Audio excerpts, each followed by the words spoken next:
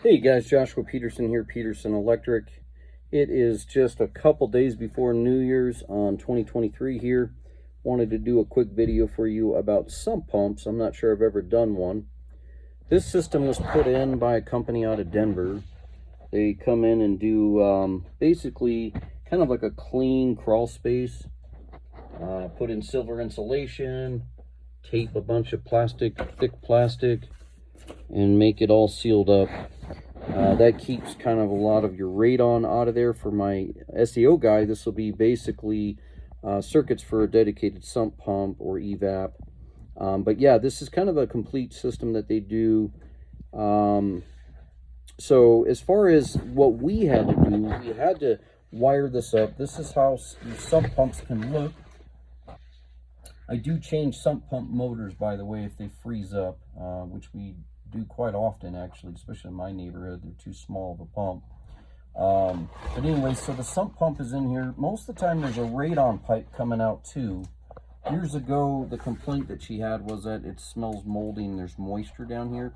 So somebody put in one of these, kind of a radon fan, not quite the same, but it allows cool air down in here, but it didn't really do enough. So we brought a dedicated circuit here. And believe it or not, this little Sandy Dry is almost 3 amps.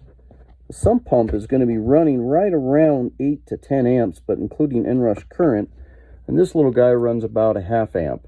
So a dedicated 20 amp circuit, 120 volt, is good if you're going to have all three of those items on there. Radon is typically close to your sump pump.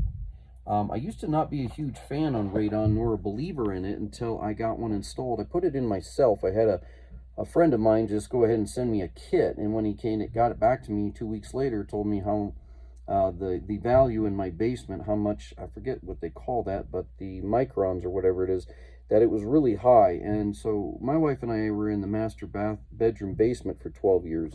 We could tell a difference of just of the way our lungs felt, but also of getting any type of colds.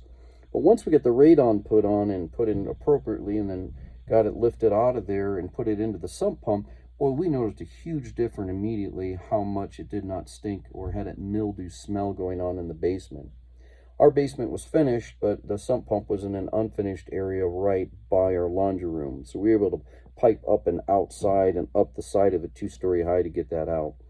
So as far as doing a crawl space like this, there is good value in it. There's no doubt about it, but it is pricey, I have to say that. So if you know how to put plastic in and silver, cut it and basically glue it against the wall and tape it up, it's not rocket science. It's just a dirty job.